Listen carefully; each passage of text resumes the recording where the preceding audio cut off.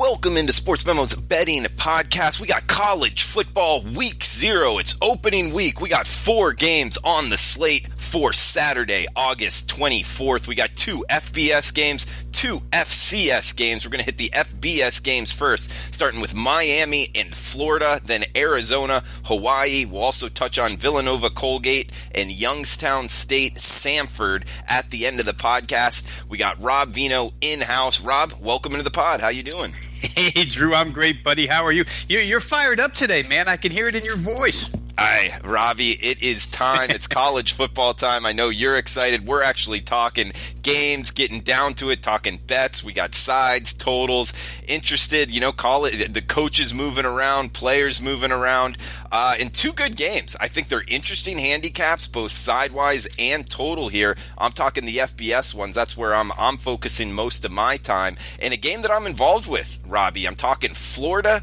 the Florida Gators, the Miami Hurricanes going at it in the Citrus Bowl, Orlando, Florida, 7 p.m. Eastern kickoff. This game on ESPN. Going to be a lot of eyeballs, Robbie. A lot of tickets written, a lot of money wagered on this one. And we got the Florida Gators seeing -7 right now, full touchdown favorites, with 47.5 to 48.5 as we talk right now as the side and total. Robbie, have at it. What are you thinking? Florida Gators, Miami Hurricanes, Saturday night. Yeah, well, just to real quick, Drew, analyze what's going on in the betting market so far with this game. It looks like it's been Miami action. Florida opens 8.5 down to 7, and there's been some action and a lot recently within the last 48 hours on the total under here in this contest. Let's go ahead. Most of my questions here lie with Miami, Drew, and we'll see. We'll learn a lot from them in this first game. But let's start with the quarterback decision that was made just a few days ago when they selected redshirt freshman Jarren Williams to be the quarterback here. It's a kid, when you and I did the ACC preview, it's been months now since we started those previews, right? I think it was a couple of months ago we did that. But coming out of the spring, Williams actually, to a lot of people, looked like he was on track to become the number 1 quarterback out of spring camp. So really not as surprising to see him named the starter as maybe some people were when the announcement came the other day. Tate Martell couldn't get the job, couldn't win the job. And, of course, N'Kosi Perry, we saw a lot of him last year. And I guess his inaccuracy as a thrower still holds him back a little bit. But I guess as a trio, you could say they're not in bad shape. They're not in great shape because I don't know that any of these guys has proven. And this quarterback job could be up in the air. I heard somebody say the other day it could be up in the air as soon as halftime of this game if things don't go well for Miami or Florida. But Jarren Williams, a dual-threat quarterback, and he fits Dan Enos' style, right? All of these quarterbacks really fit Enos' style, the new offensive coordinator for the Hurricanes. I know when we talked earlier this year, I pointed out that he and Mark Whipple, 2 of my favorite offensive coordinator hires this year. Enos, remember, Drew, he had Cooper Rush at Central Michigan, dual threat guy who performed very well and in fact has a spot in the NFL right now. And then when he came to Arkansas to work with Brent Bielema, he had the 2 Allen kids, Brandon Allen, I think, and Austin Allen, those 2 guys. And they did pretty well. But I think what needs to be taken from his stint at Arkansas, because I really think there's a lot of similarities to what he's stepping into here as to what he stepped into at Arkansas. And the main similarity to me is that the offenses in both situations, the offense at Arkansas was very traditional, line them up front, run the football, straight drop back passing game. That's a lot of the same what Miami had last year with Mark Richt during his tenure. So he comes in to try and change that style of traditional, I'd almost call it prehistoric offense. And he brings in his version of the spread.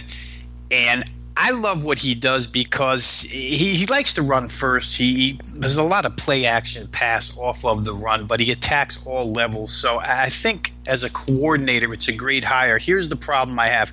When he got to Arkansas, if I'm going to use that comparison, when he got to Arkansas, the first 6 games of his first season, they scored under 24 points a game, and they averaged 433 total yards. But the last 7 games that season, that 24 points per game went up to over 46, and the total yardage went up to 493. So it might, with these quarterbacks being as questionable as they are at this point in time, I think that sort of time frame might take place here in Miami as well before this offense really kicks off, because they're good everywhere else. Their running game is going to be very good. Their wide receiving core is outstanding. Jeff Thomas back now. He got hurt during the spring, but he's back. KJ Osborne teamed up with Anthony Johnson last year at Buffalo, catching passes from Tyree Jackson. He transfers in to give them a second receiver. They go even deeper than that with Hightower. And then their tight end situation, one of the best in the country. So they've got all the pieces. The offensive line would be your biggest question mark. And, for them, you're going to talk about the 2 tackle spots, having a true freshman and possibly a redshirt sophomore or a redshirt freshman. The right tackle position, I just read as of 2 days ago, is still up in the air and being interchanged in practice. So, you got 2 questionable tackles here against the Florida defense. Opening game, this might be tough. Enos in with a new system, brand new tackles, a quarterback that's a little shaky. All that skill position greatness might get lost here for Miami in this matchup. That's the biggest problem I have with them. I have no problem with the defense. Manny Diaz and his turnover chain. Those guys are going to be good. They'll be fine. The other side of the coin here, Felipe Frank's probably not anybody's favorite quarterback across the country, but became more than serviceable last year, and in fact threw for over 300 in the spring game this year. So Felipe Franks, I think Florida's got an advantage at QB. They have the same problem as Miami on offense, though. That offensive line is thin, and thin again, and they might have lost their starting right tackle, Gene DeLance, 2 days ago in practice. Now, last report I had, or that I read, he's walking around on crutches in a walking boot, but nobody is putting a timetable on this injury. If they go without a right tackle who was, inexperienced to begin with, touted out of Texas, only has 4 games of experience under his belt, and they have to go beyond that, there were options. The options that I read were either put a redshirt freshman in there or rearrange the whole offensive line. So both of these teams, huge offensive line issues at this point in time. I think that's a good reason why we see that number being pushed down where the total is concerned. I think if you had to take a quarterback who could make plays behind a makeshift offensive line, I'd much rather have Felipe Franks at this point in time. I mean, Williams does have that dual threat ability, but we're just not sure of how he plays yet. We haven't seen it on the field. So it's a tough game to handicap from a lot of perspectives, but I think that the early action has it right, betting this game under. When we look at totals in college football nowadays, I think you and I talked about this last year, but man, it's hard to bet under 40, anything in the 40s in college football anymore. This sits at 47.5, but it does give you that key number of 47. Neutral field, a 27-20 game, something like that, very much a possibility. So right now I think I would look that way. Don't know which way I would lean as far as the side is concerned, only because defense may end up having a say in points scored in this game, and I don't want to guess which defense that's going to be. Yeah, Robbie, good breakdown. I mean, you bring up a lot of good points with the offensive line issues, really for both sides. And I think, that the dominant unit for both the Florida Gators and the Miami Hurricanes lays on the defensive side, especially defensively up front. I think both of them get after it. I agree with this line move towards the under. Heavy money here. It got as high as 53 and a half, and we're seeing 47 and a half in the marketplace as we're talking right now. Of a full touchdown from top to bottom. I don't see it going back up. However, it is you could make the argument this is going to be a top 10 bet game for college football this year, just because it's early in the season. People's sportsbook account balances are a little bit higher, Robbie. You know how that goes. And it's a singled out Saturday night game. Let's face it, a lot of people are going to be watching this game wanting to have a bet, and people tend to be betting over, so it could get a pop here. Not necessarily sharp money, but just people wanting to be involved and wanting to bet the over. However, I think the defenses are going to dominate. There is an argument towards, especially on the Florida Gators side, Dan Mullen, his second year, Felipe Frank's second year in the system. He did have trouble last year, especially in the start of the season, but something I like to look at is, did he improve as the season went on?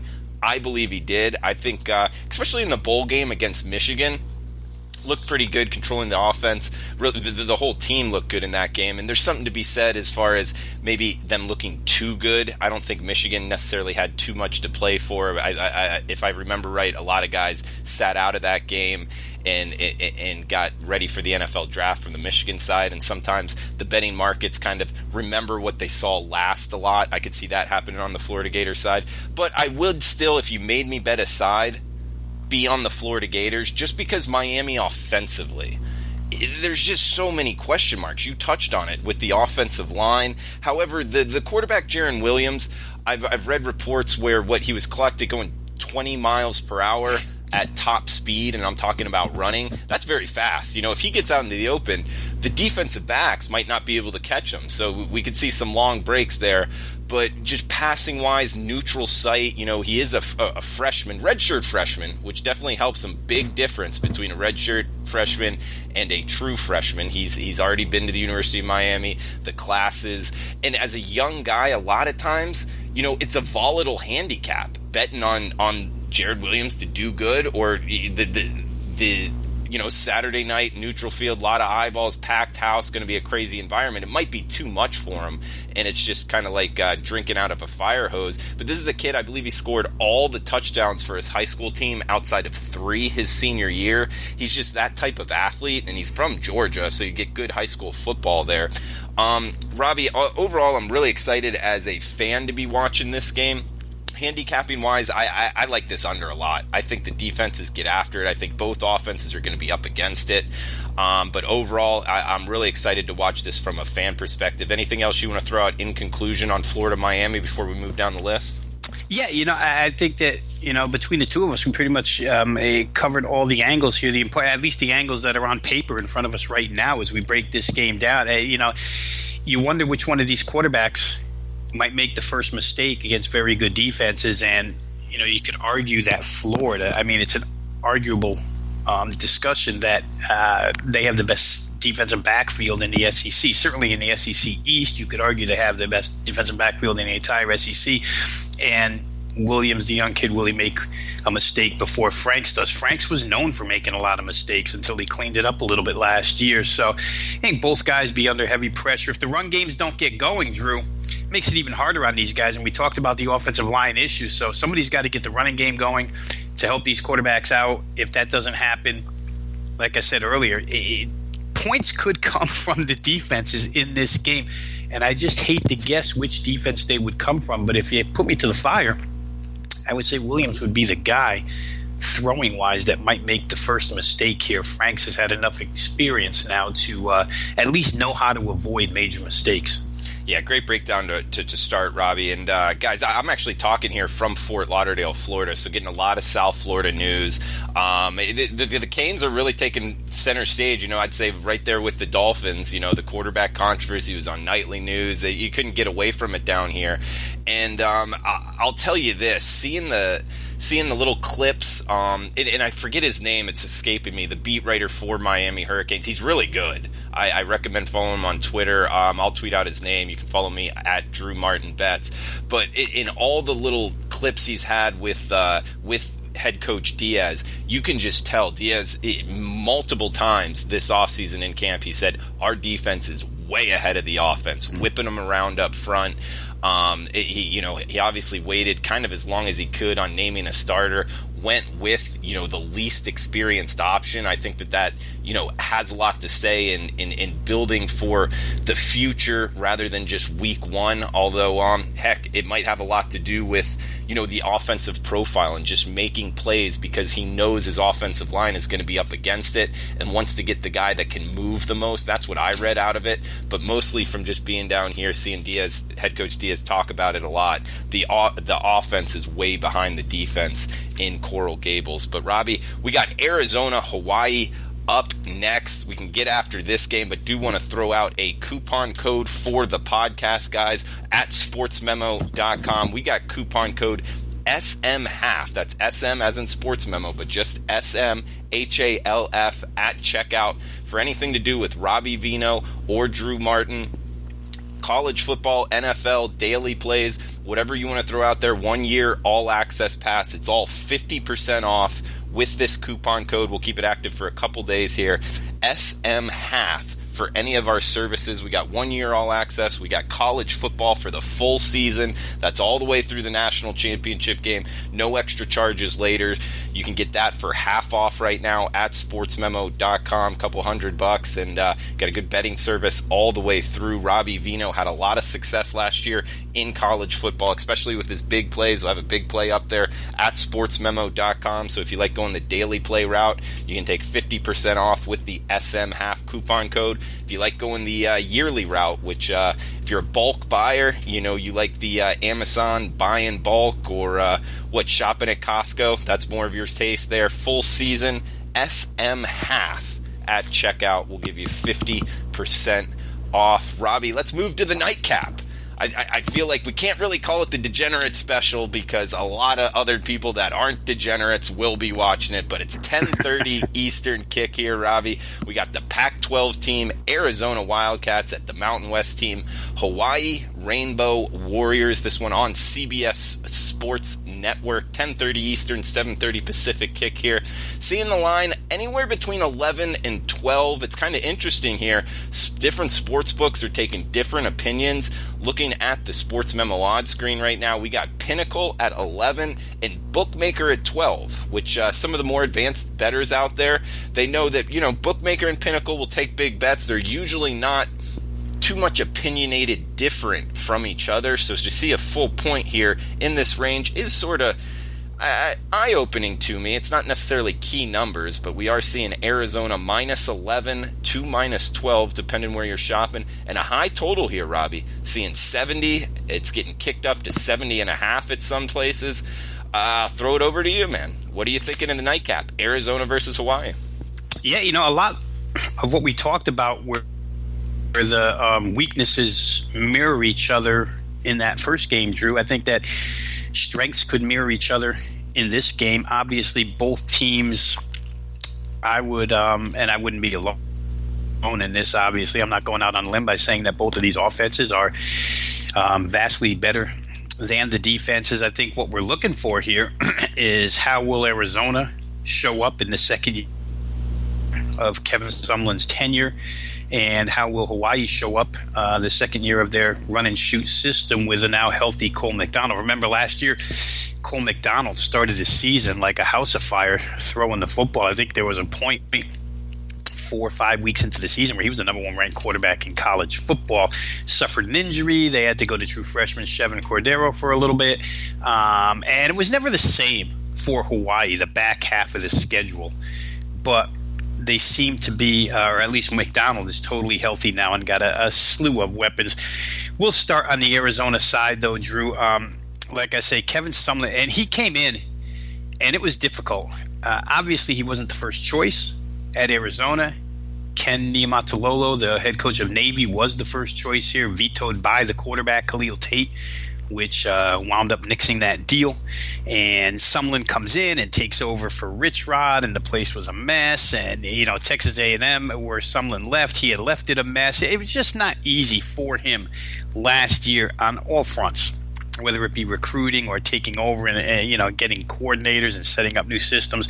But now, you read some of the insiders from the Pac-12 and specifically Arizona, and most will write that this team has a different look to it, physically and I think execution-wise. So I expect Arizona certainly to make that next step this year. Kevin Sumlin, always a guy who's been known for offense. Remember, he got dealt a bad hand when he came to Arizona last year as well because his quarterback, the star of the team, Khalil Tate, was hurt.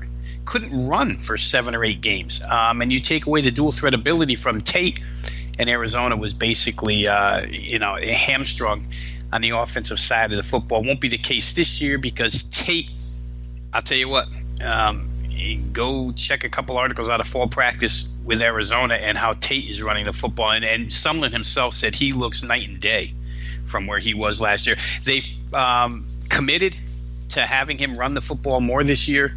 He might have to because the wide receiving core was depleted. They lose 135 receptions, 23 TDs from last year's wide receiving core. Now, Sumlin's a great recruiter, and the wide receiving core isn't bare by any stretch of the imagination where talent's concerned. It's just young, and it's hard to predict what young receivers are going to do in a season opener on the road at Hawaii.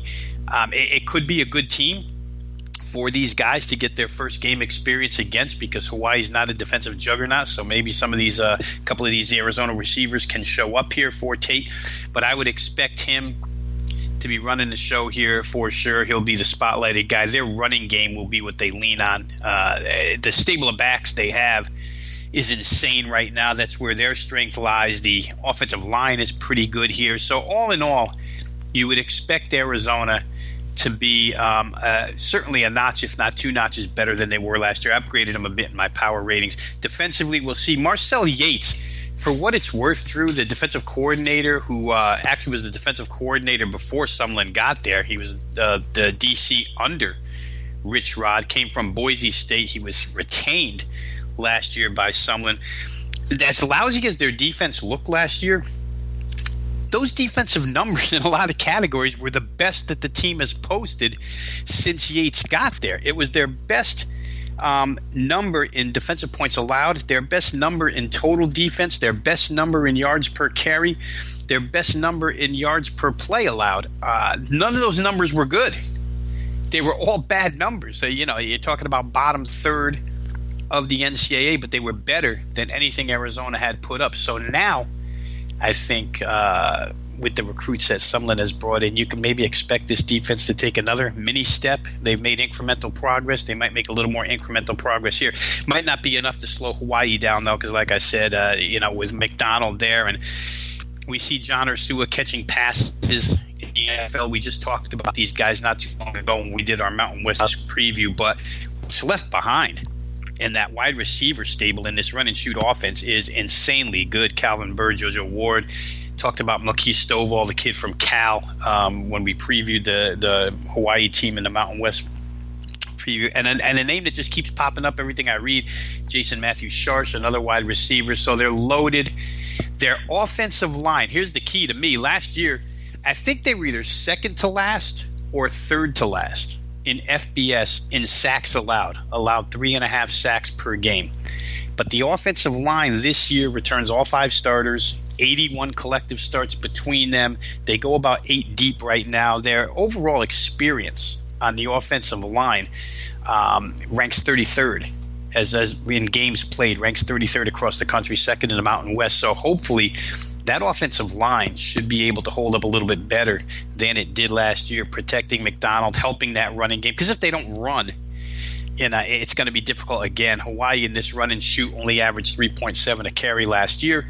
Still, as bad a number that is, they scored almost 31 per game. So you could imagine if this offensive line is slightly better, and I think they'll be significantly better just on experience alone, and second year in the run and shoot, we could see real improvement in the running game and the passing game here. Their problem, it's the same deal with Arizona, right? Both these offenses are going to be good. The problems are going to be on the defensive side of the football.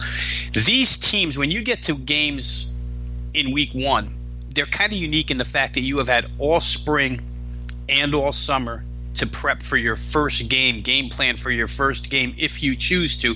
And obviously some, FBS kingpins will play teams that they're 40-point favorites against, and they're not game planning for that. They're game planning for week 2. But in this instance, Arizona and Hawaii obviously game planning for each other for a long time now. So we'll see what kind of wrinkles come up defensively, what kind of wrinkles come up offensively here for these teams.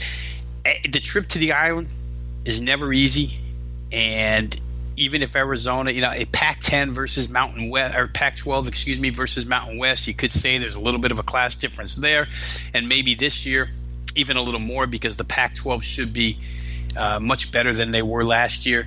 But still, going to Hawaii in this spot, difficult. I think 11 points, 11.5 points, 12 points that we saw at Bookmaker, to me, is an awful lot. I can't see any way I would lay this number with Arizona, and I'd feel real comfortable taking this number with Hawaii in this instance.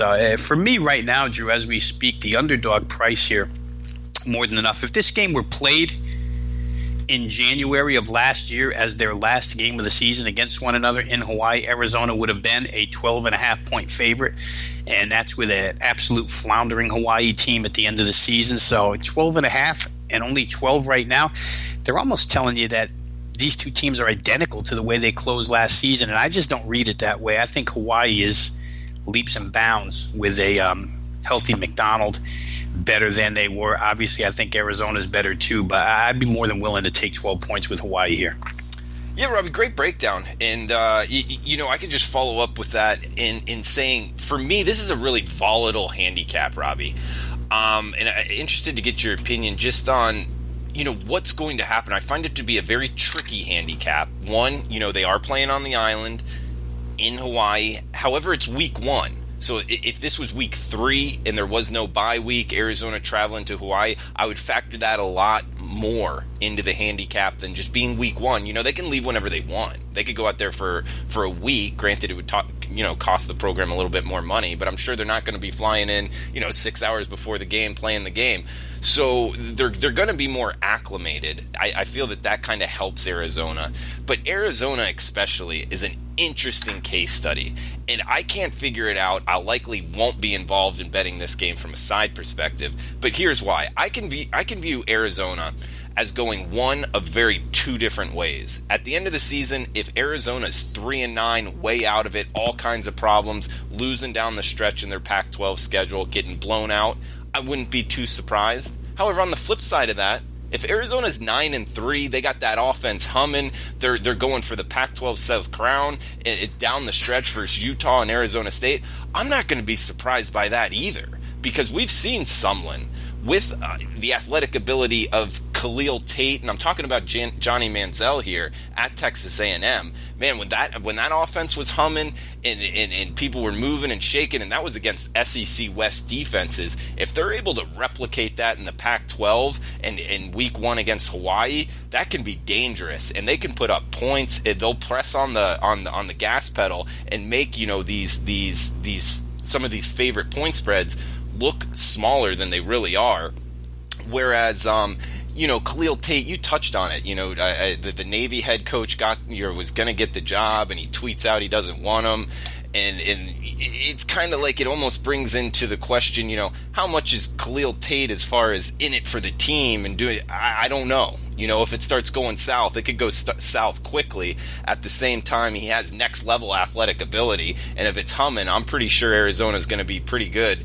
Offensively, at least. I mean, defensively, it's not really a program that recruits with the blue bloods of the Pac-12, and they're definitely going to be up against it on the defensive and offensive lines against the Utahs, heck, even against the USCs of the world in the Pac-12. But they're not necessarily getting that against Hawaii. Hawaii, on the other hand, Cole McDonald, one of the better quarterbacks, in my opinion. He has a lot of upside. I mean, an outside shot at playing at the next level. He's got the size, he's got the speed, he's got the athletic ability, he can throw the ball down the field. But you touched on it as well. Down the stretch there of their season last year, not really looking good. I mean, there's some ugly losses, Robbie. BYU is not all that great. Nevada, some of these teams, Utah State, granted they were good, but they're getting blown out 56-17. UNLV, I guess they got the win, but UNLV wasn't much. So there's not a lot of key big wins on their schedule outside of that week 1 game at Colorado State. And that's what a lot of people remember, that kind of week 0 game similar to this. So if they're able to do it again, I could see it. I just see a lot of volatility this year in Tucson, Robbie, and I'm not exactly sure how to read it, how to bet it. So I'm likely going to watch this game as a fan. However, you never know. It's a singled out game, the degenerate special after the Miami-Florida game. I'll likely have to get involved in some form or fashion. But, Robbie, I'll throw it over to you in conclusion of Hawaii, Arizona. Yeah, I think, Arizona's on the right path. I think it may not happen this year as far as some kind of huge takeoff is concerned. I think right now, Drew, you're sitting here with a team that, as we speak, they have offensive line issues. Thank goodness that Khalil Tate is the quarterback of this team. They haven't really firmed up their offensive line. They're not. Kevin Sumlin admits, I'm paraphrasing a quote that I read of his earlier this morning, where he said, "You would love to have 10 offensive linemen. We're just not in that position right now." They just don't have numbers right now. Building it back up. It's amazing that Arizona could have gone down a hill the way that they did under Rodriguez, and then, for Sumlin to step into what you wouldn't consider to be a bear cupboard. And I'm not saying that it was, but it wasn't as full as you would expect Arizona's to be when a new head coach takes over. So Noah Mazzone, great offensive coordinator, done a lot of good work with Sumlin. Those two guys work in unison together. This offense should be good. Again, just like when we talked about Miami of Florida, Drew, that offense under Dan Enos, down the road, I think is going to be really good. Arizona, once these wide receivers get a taste of college football and what it takes, and once the coaching staff can weed out which two are your top dogs and which others fall in line with them, I think that they're going to be real good as well. So Tate needs some options. Like you said and I said, Hawaii might be a perfect elixir for a team with a young wide receiving core because they don't possess a great secondary. However, they just look ripe to me for Hawaii to come in and play close. I don't know that Arizona will lose the game, but something where they win by a touchdown just wouldn't surprise me whatsoever in this contest. I don't know that they can run away and hide in this game against a Hawaii team that, in my estimation right now, has more firepower than they do. So we'll see how it goes. He's Rob Veno on Twitter at Rob Veno Sports. I'm Drew Martin on Twitter at Drew Martin Bets. Guys, feel free to tweet us any questions you got. Football, betting, life questions, football, anything, man. Throw it out on Twitter at Rob Veno Sports or at Drew Martin Bets. We got FCS games here. Villanova, Colgate, Youngstown State, Sanford. We're going to hit on real quick. We got a 12 noon start and a 3 p.m. Eastern kick. Guys, remember the coupon code SMHALF. That's SMHALF. You can get Rob Veno or myself, Drew Martin, 50% off anything to do at sportsmemo.com. Daily plays. We got the full season NFL and college football, 1 year all access pass. That's going to include college basketball, all that, all sports for 365 days. All of that available for half off because of this coupon. Because of this podcast coupon, SMHALF at checkout. Robbie, I know you know a lot about FCS. You got your power ratings. You got, you watch the games, know what's up. And we got one sports book out there that does have numbers, other sports books likely to follow. Let's start off with the 12 p.m. Eastern kick here, noon kick. Villanova at Colgate. Looks like 36.5, Robbie, as a total. Colgate, -3. Yeah, and Colgate's no stranger to low totals, Drew. One of the best defensive teams in FCS last year. Came really out of nowhere to go pretty deep into the FCS playoffs before finally getting knocked out. So defense is the calling card for this team. The offense figures to be a little bit better this year. I don't know that it could be any more dormant than it was last year. They won games pretty much based on the defensive side of the football, but in instances where they were up against lesser defensive units, Drew, they were able to put up some points. That won't be the case against Villanova, a traditional Eastern power in FBS football that's kind of fallen the last couple of years. 2 years ago, they were worse. Last year, they came back a little bit and actually made the playoffs. I think that the number here is probably a little bit light to me from the favorite standpoint. I think that Colgate still rates as more than a 3-point favorite. My numbers actually show them to be 4.5 in that vicinity, so might be splitting hairs where that's concerned. But Villanova, as I mentioned, is back on that uptick, and they're extremely good at home over the years and extremely good defensively as well. Their defensive coordinator was hired into FBS a couple years back. So I think that right now it's a difficult game to play, but the total might not be. Under 36 or 36.5 seemingly could be a ticket casher here, because you could envision this going somewhere in the vicinity of low scoring 20-14 type game. Both teams that good on the defensive side of the football. Good stuff, Robbie. Real quick, Youngstown State, Samford to finish it off. 3 p.m. Eastern kickoff here. Looks like 2.5 Youngstown State on the road. 56.5 the total. Yeah, one of my least favorite head coaches. Bo Jim Tressel. You don't like that sweater vest he wears? They came up strong last year. The Pellinis. I think Carl is with Bo now on that offensive staff, but it could break out as an offensive contest. And I actually did take a look quickly at the over here, Drew. I haven't gone through it entirely, but at 56.5, Youngstown's got a lot of firepower. And if they're unable to handle Samford's offense on this road trip, then you're going to find a lot of points in this game. For it to come out 31-27 or 30-27 is what you would need to go ahead and cash right now. And once again, I don't see that being unrealistic. I'm going to look at it a little bit harder, but I may end up on that side of the coin here. 57 and 58 and 59, they all become key numbers when you're betting totals. So you don't want to lose, a 56.5. I guess, to get to 57, you can somewhat justify it if you think that it's going to get even higher than that. But when you get to 58, 59, you just don't want to lose a bunch of key numbers in the process. So we'll look it over and maybe come in with a little play on the over where Youngstown State and Samford are concerned. Great stuff, Robbie. Guys, he's Rob Veno on Twitter at Rob Veno Sports. I am Drew Martin on Twitter at Drew Martin Bets. The coupon code SMHALF, SMHALF at checkout, no spaces. SMHALF will get you 50% off anything to do with Rob Veno or Drew Martin. College football, NFL, full season, daily plays, 7-day all access, all that. Half off, 50% off. Coupon code SMHALF at Sportsmemo.com. Robbie, anything else you want to throw out in conclusion before we shut this down? We just are excited to get this college football season going, Drew, and for everybody out there, college football players are going to start going up actually as soon as we get off the podcast here. So be on the lookout. We're ready to roll here. 5 months worth of prep, ready to pay off now. All right, Robbie. Good stuff, man. And I just wanted to throw out there with the Miami-Florida game in Orlando.